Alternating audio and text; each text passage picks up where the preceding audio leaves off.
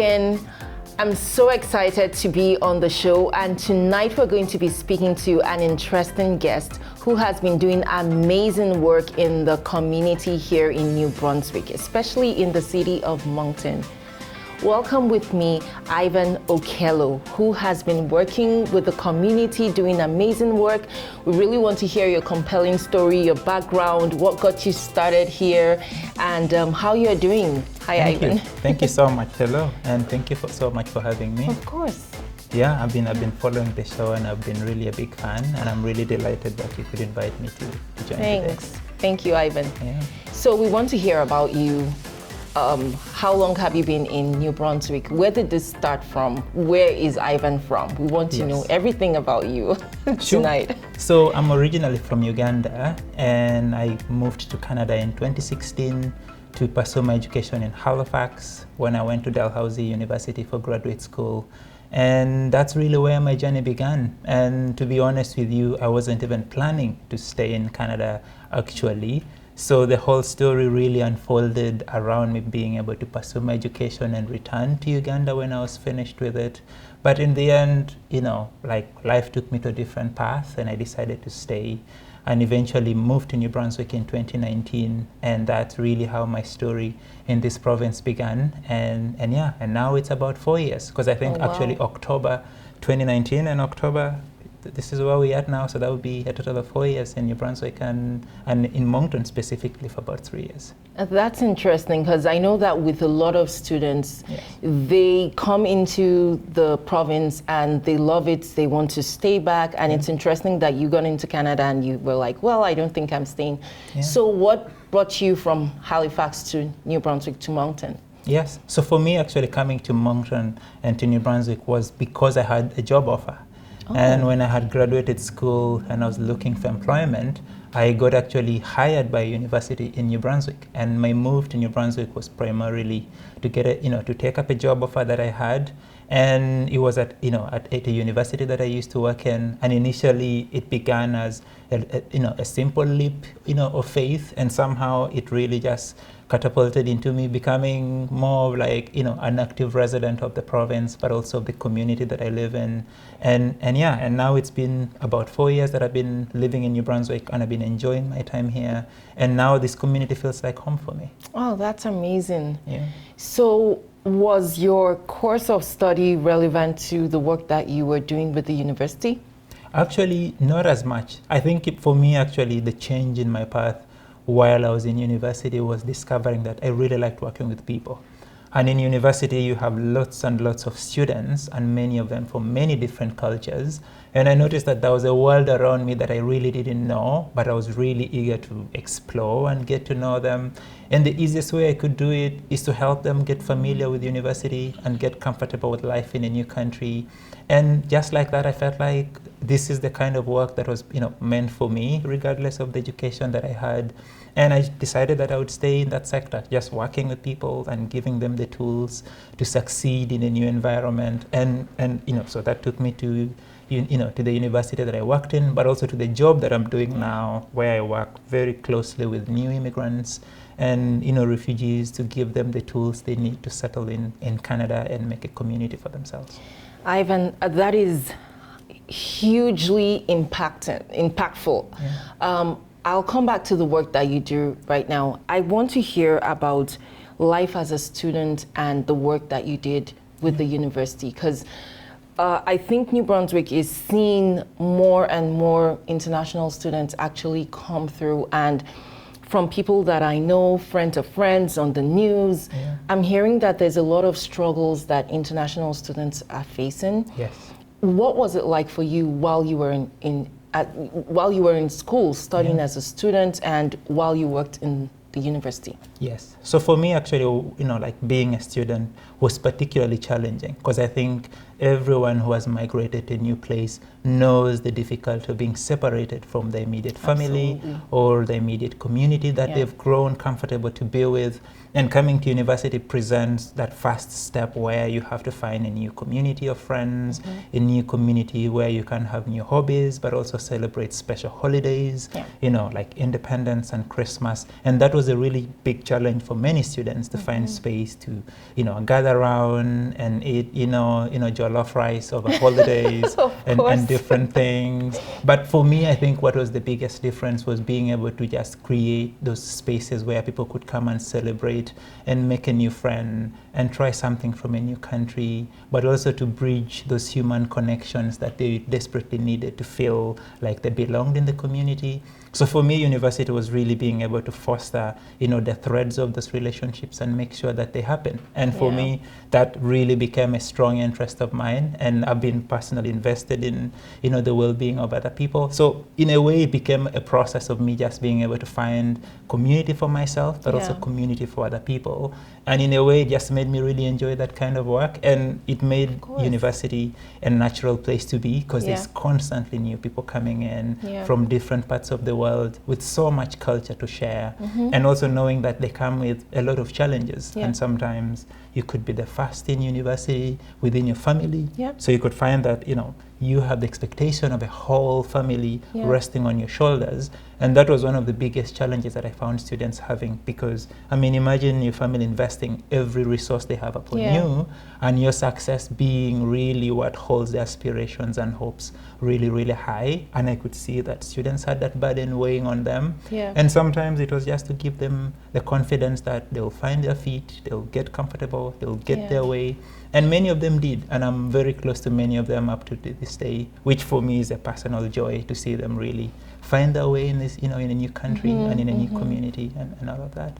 Absolutely, I can't agree with you more. I remember speaking to one of the students, well, an old international student on the show actually, and she actually mentioned your name and said that he was a part of our journey, like we can't. And I've had a couple of people say, oh, you have to speak to Ivan, you have to speak to Ivan. So it really does go to show how much you have been a part of the journey for a lot of international students here. So now to the work that you do. I know you're out of work in the university doing something else. We want to hear about that, because that as well is huge. It's a lot of involvement in the community. It goes beyond just working with international students, but now you're working with the community at large.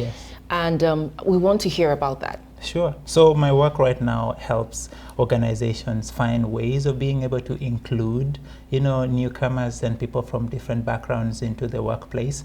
And we know that this province continues to receive more and more people every single year coming into, you know, different communities and trying to find, you know, whether it is through education or through its employment. And I think there is so much potential in this province to be able to welcome even more people to come and stay. And I think it's really working with organizations to say, you know what, you have someone who, you know, who is Hindi, but also someone who is Muslim, and someone also who is Jewish. How do you create a workplace that can celebrate those individualities and give people the sense of belonging in the workplace?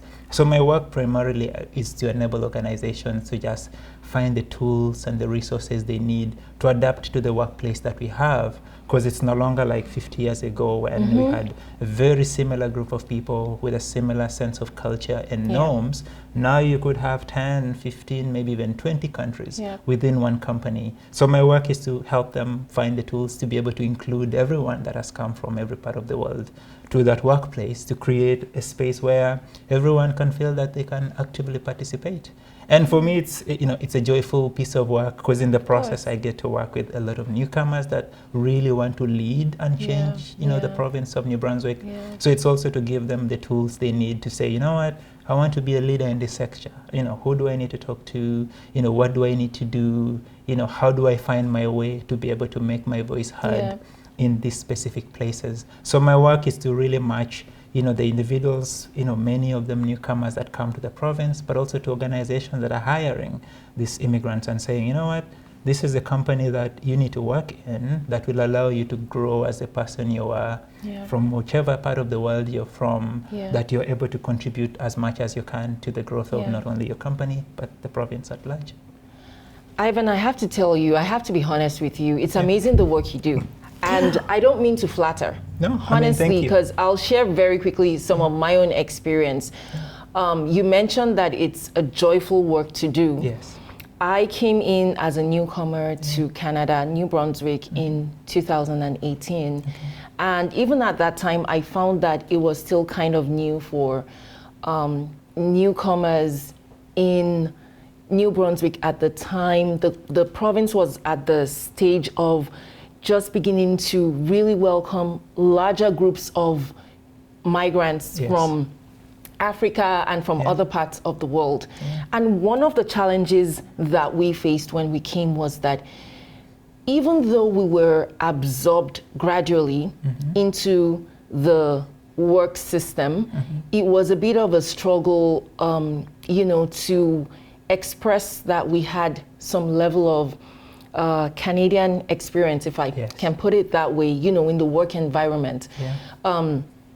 Some organizations did take chances at us, but not many organizations took chances at immigrants and newcomers coming in. And now there's double the number of newcomers that were in 2018 compared to now. And I find that a lot of them are being absorbed into the system. So it's exciting to hear you say that, because it means that part of the work that you do has impacted and has made that difference to bring us to where we are today. So a question I have for you, did you face any stumbling blocks? Did you face any challenges with organizations, some of these organizations that you work with? Did you find that resistance with, we're not sure, we would rather have, what was it like? I mean, for me, I think one of the things I've learned along the way is that there's often that resistance. And one of it comes from just being able to take a chance on, like someone that has recently graduated from university and does not have experience even from their country of origin. And sometimes it's really an act of faith. And the same way it was an act of faith from someone to give me an opportunity and say, you know what, Ivan, this is a job, do it well, or I'll teach you how to do it well. And I really, really think the second one is more important, to say, you know what, I'll teach you how to do it well. Because you really give someone the tools to be able to really make the most and to show value for themselves. And I believe personally that everybody has value to contribute. It's just a matter of us giving them the opportunity to bring that value to the table. And for me, I think the companies that I'm seeing that are opening up to the value of immigrants are seeing so much growth, especially in terms of the profits they have, in terms of the diversity within their teams. And I think it is preparing for the future, because I think, in 10, 15 years from now, every 2 or 5 Canadians you're going to meet are going to be born from Africa or Asia. So I think the companies that are doing it now are actually better equipped to succeed in the future, because the future is diverse. And even now is diverse, but the future is even more diverse. So it's a matter of really who takes the opportunity now or who takes the opportunity in the future. And I think the ones that are taking it now are the ones that are going to have the biggest gain and the biggest difference within their teams, because the future is already diverse. The same way they say, the future is female, because women are going to continue to become more involved in the community. So there is no question as to why you should exclude women, because the future is going to be about women. So I think for me, it's a natural progression, and people that deny it can deny it, but those that see the opportunity, the opportunity is right there. And I think we all have the chance to see opportunity if it is in front of us. Wow, that is so hopeful. Listening to that statement and that point is so hopeful. Especially, I love the statement you made about saying that the future is diverse. It's really been exciting talking to you. I know that this conversation is going to bring hope to as many that listen to this. It brings enlightenment and a lot of insight to people who are curious about how to work with newcomers, to know that there is actually an enabling platform to actually help bring about that inclusion, and as well as for newcomers to know that there is a platform for them to be able to be equipped Yes. to get into the system. Yeah. At the end of the day, it's a win-win, Yes. both for the newcomers and for And the for province, yes. for Canada as a whole too. Absolutely. It's really been exciting speaking to you, and Yeah, I mean, the pleasure is mine. yeah, And I feel really inspired by the work you do. And sometimes we know that things are changing. We don't know who is doing the work behind the scene. Yeah. But I'm excited to meet one of the Oh. heroes Oh, who I mean, are making you're very diversity, kind. Yes. who are making New Brunswick a more diverse place. So Well, thank you so much, Ivan, for all the work that you do. Thank you so much for having me. I mean, it's a joy to join you, and honestly, for me, I just enjoy this work, and Yeah. and I hope that I'll keep doing it for a long, long time. Absolutely. Yeah. Absolutely. Well, thanks once again. Thank you too. All right. Yeah.